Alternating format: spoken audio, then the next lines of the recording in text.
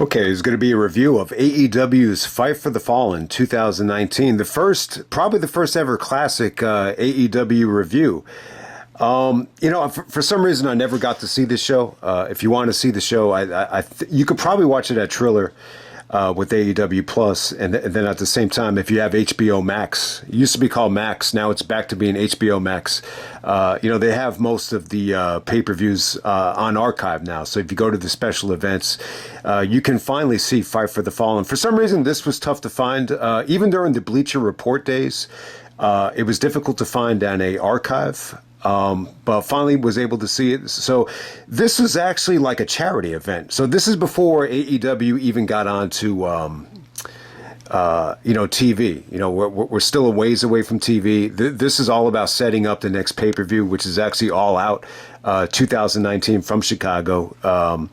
So it really did feel like a Dynamite special just to really set up the next pay-per-view. So it doesn't exactly feel like a pay-per-view. You didn't really have to pay for it, from what I believe. Apparently, internationally, you could pay for it on Fight TV at the time, which obviously became Triller.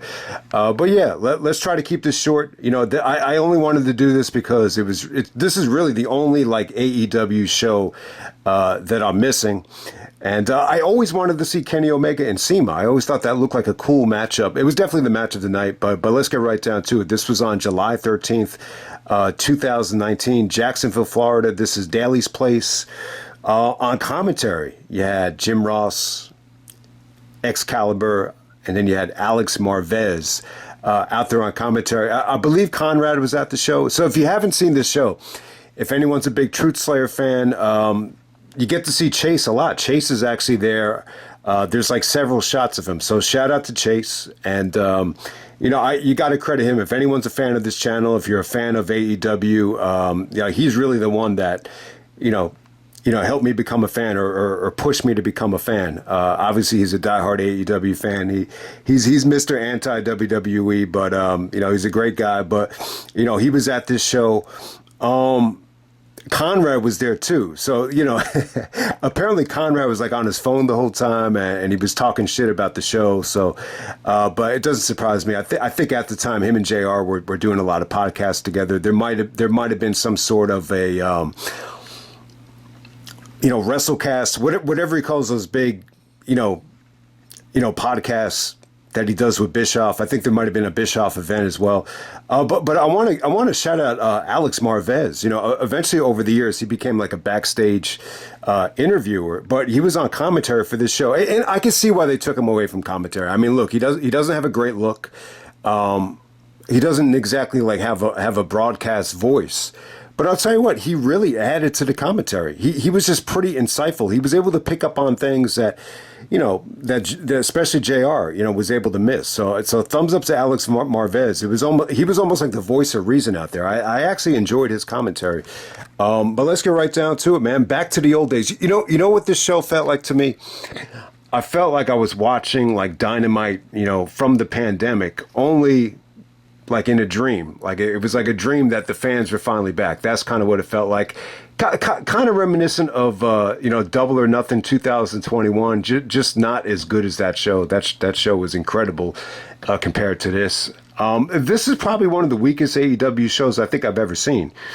I think probably between this and I think All Out, the pandemic All Out, these might have been the two weakest I've ever seen. I remember Fyter Fest being a little bit better than this. Fyter Fest 2019. I got a review of that up, but let's get right down to it. Back to the good old days here.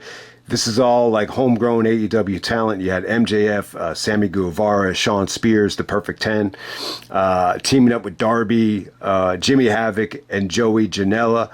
I got to say, a lot of fun. MJF. I was going to say this is during his slimmer days, but not necessarily. This is during his younger days, but not exactly slimmer days. The opposite of James Gandolfini there. But yeah, I thought MJF really, you could just tell he was connected with the fans well. When he came out, you could see Chase just boo the shit out of him. But yeah, I think MJF has come a long way. But even in this match, you could just tell like there was something unique about him, something special about him. But it was cool to see everybody here. I think Shawn Spears got the pin on Darby.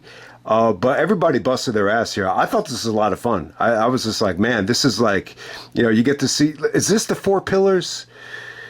MJF, Sammy, Darby. Who is the fourth? All right, besides Jungle Boy. You got three out of the four pillars here. It's funny, like no one really classified Orange. To me, Orange Cassidy, you could argue he was one of the pillars, but it was usually people put Jungle Boy in that spot.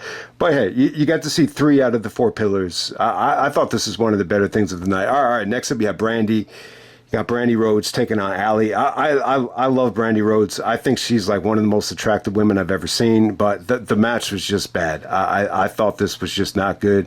I tried to be supportive. I tried to like it, but yeah, it just, I don't know. They just shouldn't put it on pay-per-view or whatever this was. It shouldn't have been on the show. You got to see Awesome Kong come out, which is probably the highlight. And Allie, I think Allie eventually became the bunny with the Butcher and the Blade, if you remember her. But yeah, this just didn't hit. This might go down as, this is probably the worst match in AEW history, at least on like a big show or a pay-per-view. All right, next up you had the Dark Order. You had Jungle Boy and Luchasaurus. At the time, a boy and his dinosaur. That was the name of the team at the time. Then you had Angelico and Jack Evans, which is cool. It was cool to see Jack do his thing. The Marco Stunt stuff, I thought added to the match. Marco Stunt gave Jack Evans an awesome, Hurricanrana off the top rope. And, even Dark Order did their get over here stuff. I thought Jungle Boy, Jungle Boy definitely improved since then, but... even at this time, I thought he connected really well. I thought Luchasaurus really stole the show. He just did like some nice double team moves. I gotta say, you get a 6-man tag, and then you get another, 3-way tag team match here. I thought both matches were a lot of fun. And then next up we have Hangman Page taking on Kip Sabien. Very noticeable. Hangman Page has gotten a lot better since then. The match really just made me appreciate just how far he's come. He got better, like when he first started wrestling in Ring of Honor, like in the early Sinclair days. He definitely got a lot better, since that point. But man, he's gotten even so much better since then. But they're getting him ready for the championship. Just 20 minutes against Kip Sabien. I did not think this was a good way, to hype up Page. For the Jericho match. I just didn't. It just felt like, over the years, Sabien, I think Sabien's okay. But when you look back at Sabien, especially now, you don't see him as that much of a threat, especially to a championship. So the fact that it took Hangman almost 20 minutes to beat him, it was a little bit monotonous to sit through. I just couldn't get into it. The fans weren't into this either. They did wake up for certain bumps. Sabien took... I want to say he took like a power bomb on the ring aisle, which was crazy. There were some holy shit moments. I think the match wasn't bad. It definitely had some good moments, but overall, very, very, very underwhelming, especially for a Hangman Page match. Later on in the show, though, you get to see Jericho. Jericho actually does attack Hangman after the match. He comes out in a mask, and you get to see that as Jericho. And cool to see Jericho. He cuts a promo right before the main event. So this is going to be the championship match at All Out. I got to say, I kind of missed Jericho a little bit. I heard that he's getting back into shape. It was tough to tell, like, exactly, he looked like just as fat as he is now. Like, that's how it kind of looked here. But he looked like he was kind of overdressed, to hide, who he was underneath the mask. But we'd love to see Jericho back soon. The shout out to Chris Jericho. I really like the idea of Jericho, Edge, and Christian like forming a trio. I think that would be really cool. Next up, the Lucha Brothers taking on SCU with Christopher Daniels. I enjoyed this. I think this was good stuff. Daniels is just on the outside playing a manager, but even he got physical. He busted out the Arabian Press. And, the Lucha Brothers took him out. But, yeah, lots of good stuff here. The highlight was actually Frankie Kazarian's DDT. Off the top rope, I think, to Rey Fenix. But, Rey Fenix looked a little bit frustrated here. I think this is really good, not quite great. There were some rough stretches here, but for the most part, this really got the Lucha Brothers, ready, to take on the Young Bucks at the main event of All Out. They brought out a ladder. They brought out like this gold ladder, just to hype up that match. But, good stuff while it lasted. I really think Frankie and Scorpio Sky, you almost kind of miss those days when, they were wrestling on every single Dynamite.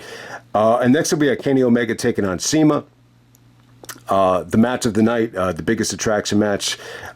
Good stuff here. The only thing that's holding this back is I think CIMA was a little bit past his prime at this point. He's a little bit older here. I mean, he looks like he's approaching 50. He's definitely not in the, Dragon Gate, shape that he was in, during the original Supercard of Honor. But, if you haven't heard of CIMA, he was like the captain. I always kind of call him like the RZA of Dragon Gate. He was almost like the the captain of the Dragon Gate promotion.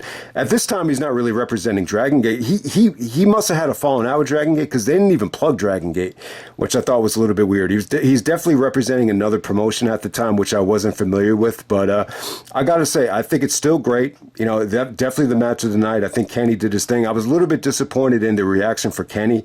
I just thought it came off to me like he had already like made an appearance like on Sunday Night Heat, like that type of thing, like before the show started or the buy-in or whatever. It just kind of felt like that. So I was a little bit disappointed in the crowd, but they go about 20 minutes here and eventually Kenny works his magic. But CIMA was good though. I mean, he busted out some incredible things. I think the highlight is the Meteora, off of the balcony. That came out of nowhere. That was great stuff. That got like a holy shit chant. And yeah, CIMA dissed out some good punishment to Kenny. He hit him with like a white noise on the edge of the ring apron. Then the fans are chanting, "You kill Kenny. You kill Kenny." So I guess I have to bring it up, man. Does anyone even remember where that came from? So most people probably do. I wasn't like a huge South Park fan, but my brother was a huge South Park fan. So, there used to be this guy named Kenny that used to die in like every episode, and they would say, "You kill Kenny," like every single episode, and then Kenny would come back to life. So I don't know, is that the first time like Kenny Omega got a "You kill Kenny" chant? But overall, I think Omega looked great. He looked very young here. He's only like 30. I mean, he's 35 actually at this point. But he looks young. It looks like a younger version of him. He looks a little bit lighter. And I just thought everything looked really, really crisp here. I think the highlight would be CIMA kicking out of the Tiger Driver 98, which is more of like a Tiger Driver pile driver, not exactly the Tiger Driver 91 that Ospreay hit him with. But yeah, I mean, look, it was good stuff. Good back and forth towards the end. CIMA kicked out of a lot of good stuff. And Omega's able to put him away with the one winged angel. Cena is not going to kick out of that, obviously. So, pretty good stuff, man. Finally was able to see this match. This is really, I would definitely say it feels like an essential, like AEW match. You're putting Kenny Omega up against someone from Japan that he's never wrestled before. Because, CIMA is a Dragon Gate guy. He's never really been like a New Japan guy. So that's why I probably felt like such a fresh matchup. All right, next up we have the Young Bucks taking on Cody and Dustin, the Brotherhood. So they actually get the main event here. I really wasn't feeling this. I wasn't feeling it. I just thought this never really got going. Cody and Dustin, coming off of Double or Nothing, where they had a great match, and they were against each other, and the two brothers unite to take on the Young Bucks. And when I was watching this, I'm like, yeah. It kind of makes sense that the Bucks go over because Cody and Dustin are singles wrestlers, and then I was thinking like, wait a minute, they tagged a lot in WWE, like against the Shield as Stardust and Goldust. So these guys have tagged a million times together. So it actually is a pretty good matchup. It's not like it's tag team wrestlers versus singles wrestlers. So, but Dustin was able to hang with the Bucks. It was slow. The story was that they were trying to slow it down.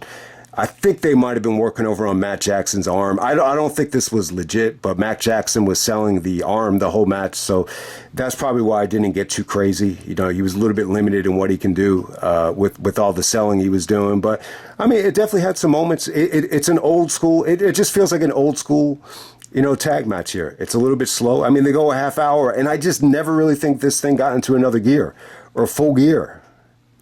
Since we're doing an AEW review, it never really got into full gear. So, the ending featured the Bucks hitting the Meltzer driver on, I believe it was Cody to actually get the pinfall. And then you have Kenny Omega coming out with, Tony Khan was nowhere to be found, but his father comes out with a $150,000 check.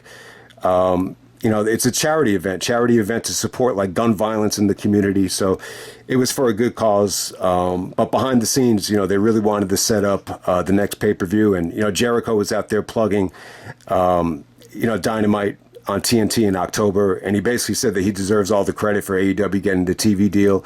So I thought that was cool. Hey, I mean, it was cool to see Jericho. You almost forget how valuable and important Jericho was to AEW. I mean, I don't think anyone ever envisioned, Hangman actually winning the belt once they got on TNT. I think everyone knew the right decision was to put the belt on Jericho. It makes you kind of think, maybe we could get a Hangman Jericho match at this stage. So definitely would think about that. But yeah, man, let me just keep this short. This is AEW Fight for the Fallen. So pretty much every AEW show is up now. So it's cool to finally see Kenny Omega and CIMA. But it was cool to go back to the early days of AEW. It just makes you appreciate how much growth I think the company has experienced, over the years, no doubt about it.